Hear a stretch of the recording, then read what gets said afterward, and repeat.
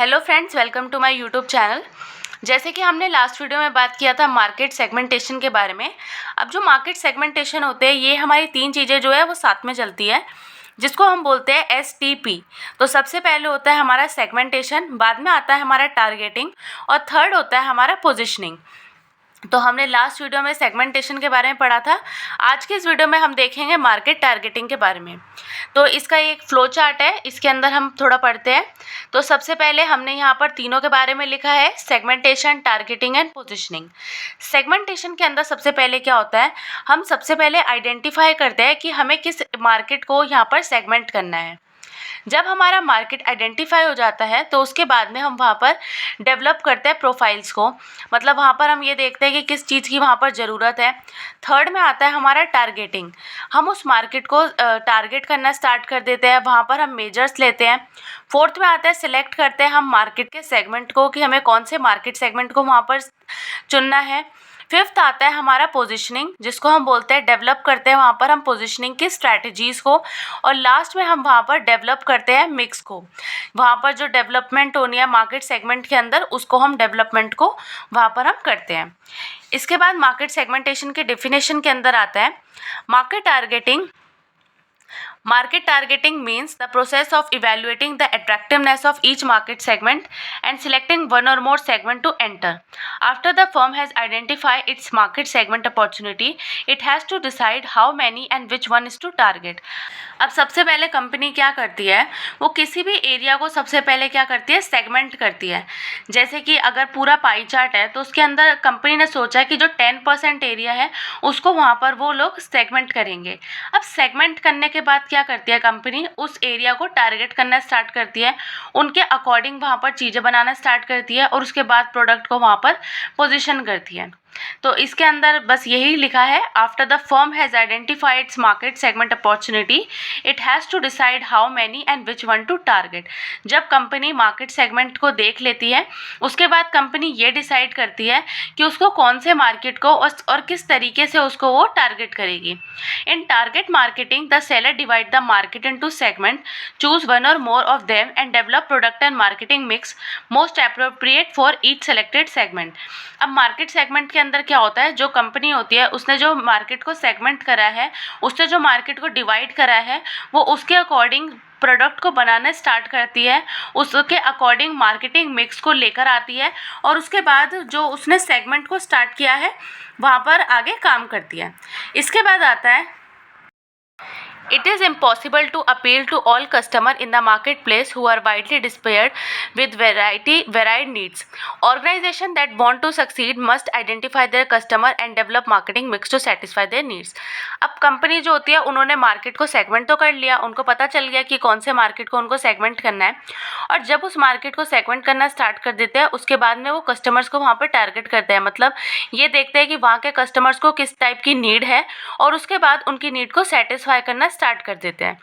इसके बाद इसके क्या इंपॉर्टेंस होते हैं, तो इंपॉर्टेंस के अंदर आता है अंडरस्टैंडिंग कस्टमर्स नीड। सबसे पहले वो लोगों की नीड को समझते हैं। जब वो लोग मार्केट को टारगेट कर लेंगे तो सबसे पहले वो क्या समझेंगे, कस्टमर्स की ज़रूरतों को, कि यहाँ के कस्टमर्स को किस टाइप की ज़रूरत है और उनकी ज़रूरतों को वो पूरा करेंगे।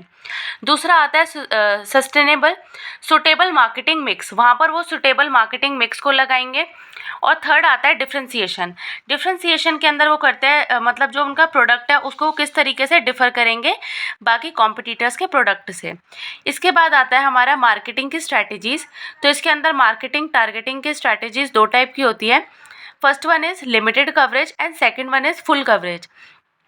लिमिटेड कवरेज के अंदर आता है जब वो कुछ सिलेक्टेड एरिया को वहाँ पर सिलेक्ट करते हैं, और फुल कवरेज के अंदर आता है जब कंपनीज जो है वो फुल एरिया पे सेगमेंट करती है।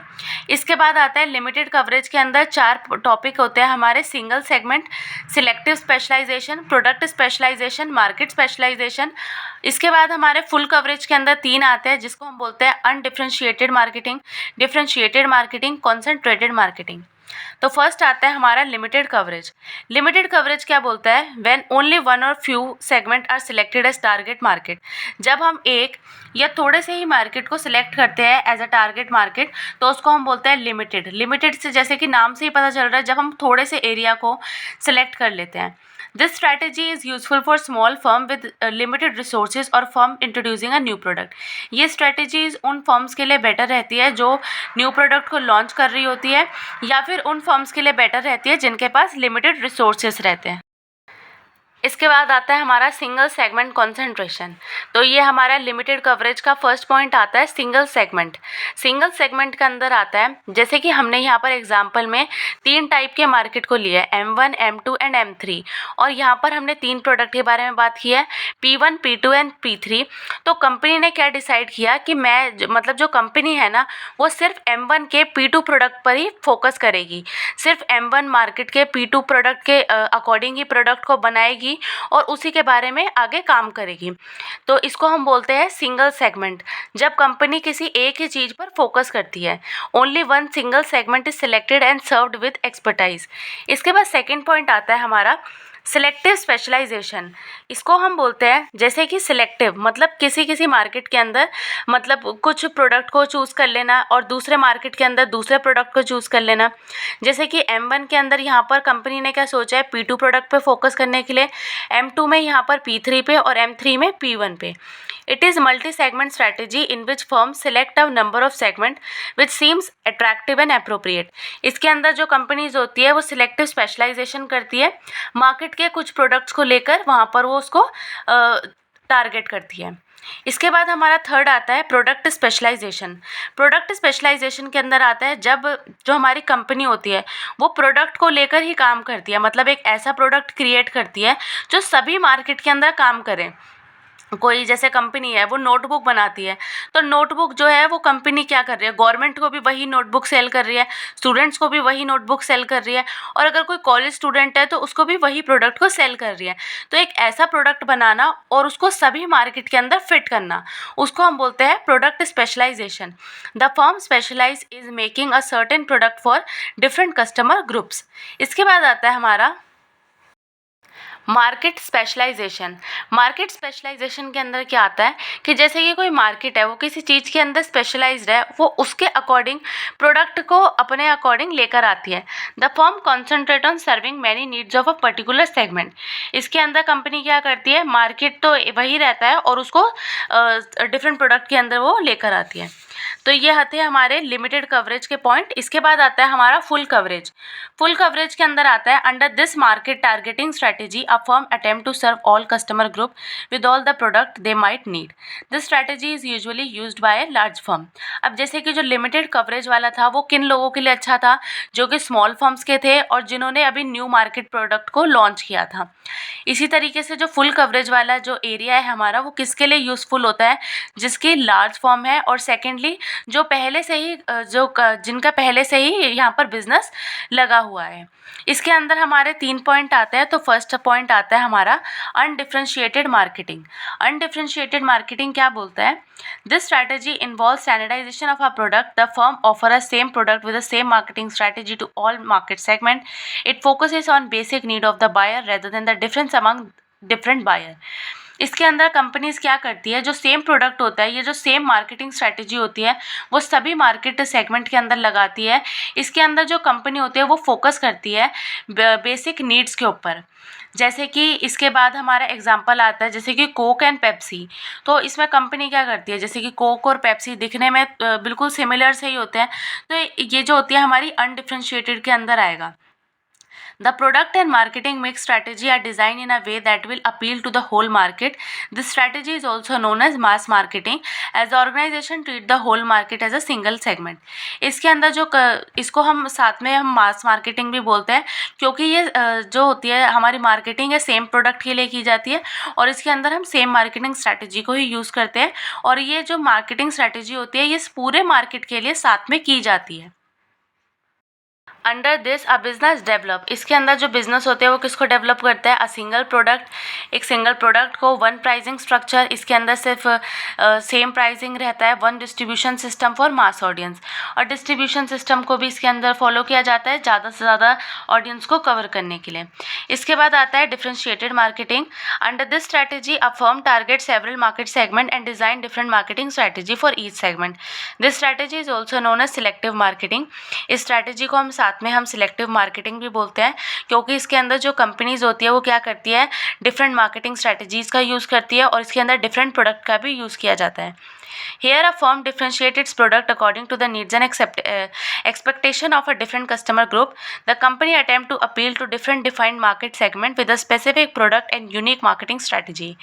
इसके अंदर जो कंपनीज होती है वो प्रोडक्ट को इस तरीके से बनाती है कि वो कस्टमर्स की नीड्स को और उनके एक्सपेक्टेशन को पूरा कर सके, और इसके अंदर जो कंपनीज होती है वो अलग तरीके की मार्केटिंग स्ट्रैटेजी का यूज़ करती है, और जो कंपनीज होती है वो ये बोलती है कि जो हमारा प्रोडक्ट है वो सबसे अलग है। इसके बाद आता है हमारा concentrated marketing. It is also known as focus marketing. It involve finding a niche market of a consumer that has not been captured yet and developing goods and services for that market to appeal a large segment of a consumer by offering a product and services that the competitors does not. इसके अंदर जो company होती है ना वो अपने आप को दूसरों के प्रोडक्ट से अलग दिखाने की कोशिश करती है। इसको हम फोकस मार्केटिंग भी बोलते हैं, जिसके अंदर जो कंपनी होती है वो अलग तरीके से अपने गुड्स को वहाँ पर मार्केट के अंदर लेकर आती है, और वो ये बताती है कि जो मेरा प्रोडक्ट है वो कॉम्पिटिटर्स के प्रोडक्ट से किस तरीके से अलग है, और ये जो हमारी मार्केटिंग होती है ये लार्ज सेगमेंट पे की जाती है। इसके बाद आता है The firm goes after a large share of one or few sub-market, thereby enjoying economies of scale as well as higher market penetration and higher market share. तो इसके अंदर हमारा आता है concentrated marketing, जिसके अंदर हमने देखा था कि ये focus marketing भी इसको बोला जाता है, और साथ में ये जो होती है वो large scale पे की जाती है, और इसके अंदर कंपनीज ये बताती है कि उनका प्रोडक्ट जो है वो कॉम्पिटिटर्स के प्रोडक्ट से किस तरीके से अलग है। तो ये थे हमारे आज के मार्केटिंग की स्ट्रैटेजीज़, जिसके अंदर हमने मेनली 2 टाइप की स्ट्रैटेजीज़ देखी हैं। तो लास्ट वीडियो में हमने सेगमेंटेशन के बारे में बात की थी, और आज की वीडियो में हमने टारगेटिंग को कंप्लीट किया है। तो आपको वीडियो कैसी लगी वो आप मुझे कमेंट सेक्शन में ज़रूर बताएं। तो इस वीडियो में मैं आपसे एक MCQ ज़रूर पूछूंगी, और इसका आंसर आप मुझे कमेंट सेक्शन के अंदर देना। तो क्वेश्चन है, the most formal and best definition of marketing is. तो जो बेस्ट डेफिनेशन है मार्केटिंग की वो आपको इसके अंदर बतानी है। यहाँ पर 4 ऑप्शन आपको गिवन है, और जो भी आपको इसके अंदर बेस्ट डेफिनेशन लगती है वो आंसर आप मुझे कमेंट सेक्शन में दे सकते हैं, और साथ में आपको वीडियो कैसी लगी वो भी आप मुझे कमेंट सेक्शन में बताएं। वीडियो अच्छी लगी हो तो आप लाइक करें, चैनल पे नए हो तो सब्सक्राइब करें, और आप मेरी वीडियो को ज़्यादा से ज़्यादा शेयर करें।